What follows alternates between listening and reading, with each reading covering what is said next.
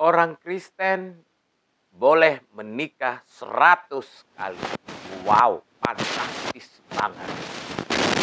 Ini dikatakan oleh orang mualaf yang menjadikan Matius 19 ayat 29 sebagai dasar bahwa orang Kristen itu boleh menikah 100 kali. Salam jumpa lagi bersama saya dalam Kristen Menjawab.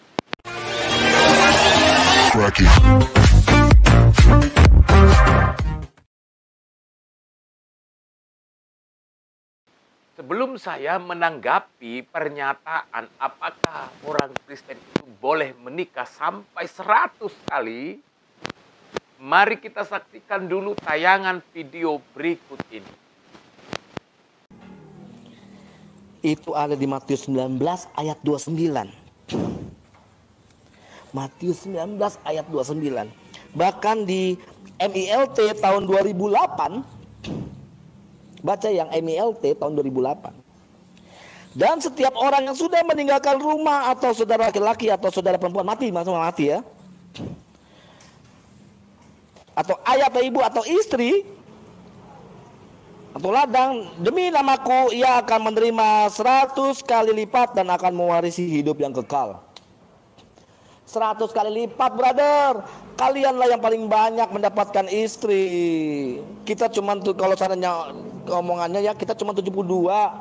Jadi gue pada saat masuk Islam ini gue ngurangin 28, bro.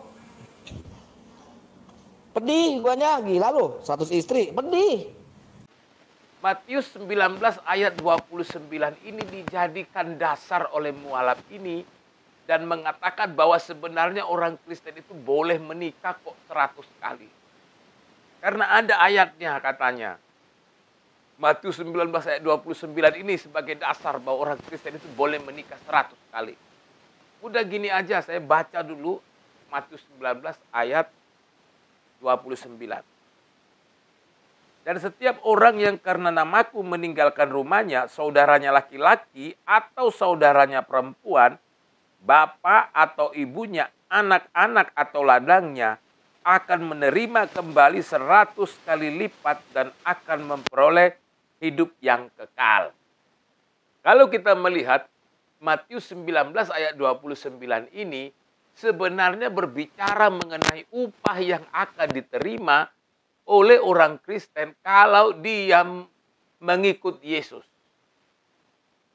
Lalu apa perbedaan yang dibaca oleh mualaf ini dengan Alkitab terbitan Lembaga Alkitab Indonesia? Sebenarnya ada satu kata yang berbeda di sana. Kita baca pelan-pelan lagi. Dan setiap orang yang karena namaku meninggalkan rumahnya, saudaranya laki-laki atau saudaranya perempuan, bapak atau ibunya. Kalau di terbitan lain, bapak atau ibunya. Tetapi mualaf ini mengatakan bapak atau istrinya. Di situ ada perbedaan antara ibu atau istri. Mana yang benar kira-kira? Bapak atau ibu atau istri? Sebenarnya mudah saja. Kita tinggal melihat saja kepada bahasa aslinya yang pertama. Kata yang dipakai di sini adalah gunaika. Yang berarti memang perempuan atau wanita. Jadi gunaika itu artinya perempuan atau wanita. Kalau yang berjenis kelamin perempuan itu bisa anak perempuan. Bisa juga kakak perempuan. Bisa juga istri, bisa juga ibu, dan bisa juga nenek perempuan. Kalau begitu, bagaimana kita bisa tahu bahwa yang dimaksud itu adalah ibunya dan bukan istrinya? Sebenarnya sangat mudah sekali melihatnya. Coba perhatikan, pelan-pelan lagi ya. Matius 19 ayat 29. Dan setiap orang yang karena namaku meninggalkan rumahnya. Lalu ada kata saudaranya laki-laki atau saudaranya perempuan. Perhatikan kata saudaranya laki-laki atau saudaranya perempuan. Di sini saudara laki-laki dan saudara perempuan itu adalah kata yang setara. Sepadan itu namanya. Lalu setelah ada kata saudaranya laki-laki dan saudaranya perempuan, di situ ada kalimat berikut bapak atau ibunya. Tapi mualaf ini memakai bapak atau istrinya.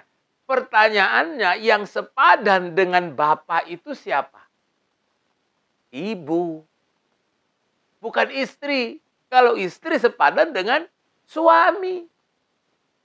Makanya kata yang dimaksud dalam gunaika ini adalah istri. Jadi kalau dibaca pelan-pelan, dan setiap orang yang karena namaku meninggalkan rumahnya, saudaranya laki-laki atau saudaranya perempuan, itu sepadan.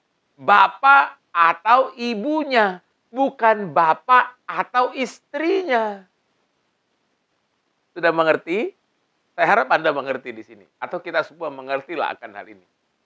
Selain itu, kalau kita perhatikan di Matius 19 juga ayat 5 dan ayat 6, di situ dikatakan bahwa dan firman-Nya, sebab itu laki-laki akan meninggalkan ayahnya dan ibunya dan bersatu dengan istrinya sehingga keduanya menjadi satu daging. Ayat 6, demikianlah mereka bukan lagi dua, melainkan satu.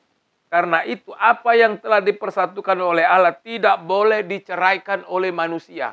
Pada bagian awal Matius 19 di ayat 5 dan ayat 6, di sini Tuhan Yesus sedang melarang perceraian. Jelas sekali.